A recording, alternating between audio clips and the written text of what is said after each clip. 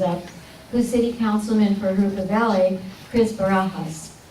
And Chris, we gotta stand in front of the podium so everyone can hear what that light is. Unless you want to stand on that side, that's good.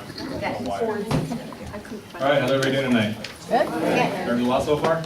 Yep. All right, so now I'm going to tie it up. We have all the feelings and the money and some facts about it. So I'm going to tie it with what's happening right now, where we're at, and what's going to be happening in the next few months, because we are at the critical mass right now where it's all coming to a head.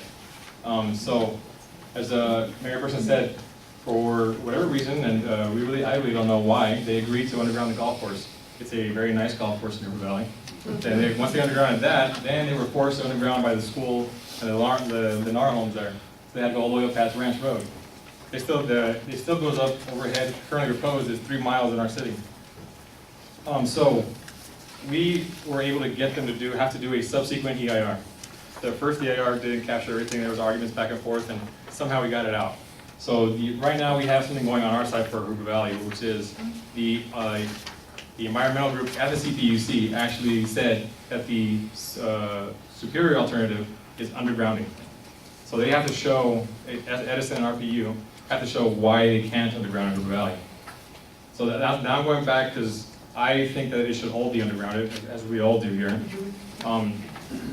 For Riverside, this is one of the things that I want to ask all the residents to do is get really engaged.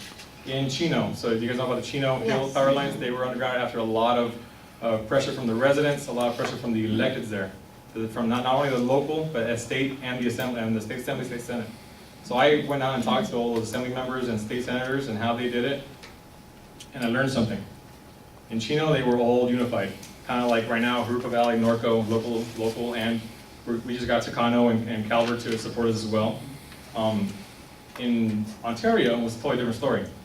The same assembly members, the same senators, were helping the residents that were against power lines, but their local city council was for putting them overhead. So they went overhead in Ontario, but they went underground in Chino. So talking about, again, Jurupa Valley, Norco, our local governments are really active. I think the Riverside electeds are a little different from some of the experience you might have already received. So I would implore you to engage with them, email them, call them, go to the city council meetings. Now going back to the area, so now you know that at least in River Valley they have to prove why they can't underground. So we have that going for us. In Norco and throughout the Hidden Valley wildlife area that all our kids use, whether they're in Boy Scouts or even the elementary schools on all sides of the Santa River, they all go there. I like driving on Jurupa Valley and Limonite and seeing the nice hills that are green a few months of the year. More lately than before. But that is actually a high-risk fire area. The CPUC themselves actually elevated to level 2. CAL FIRE is now coming in, because we're asking CAL FIRE to take a look at it. What do they think?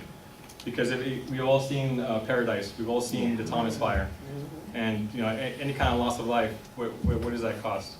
And going back to the 1.04 to 1.17%, we know for the 3 miles in River Valley it would cost at most, they're estimating, right, to underground, be 40 to 60 million, but you only pay 1% of that, which is $300,000 to $600,000 of the total cost over the life of the project.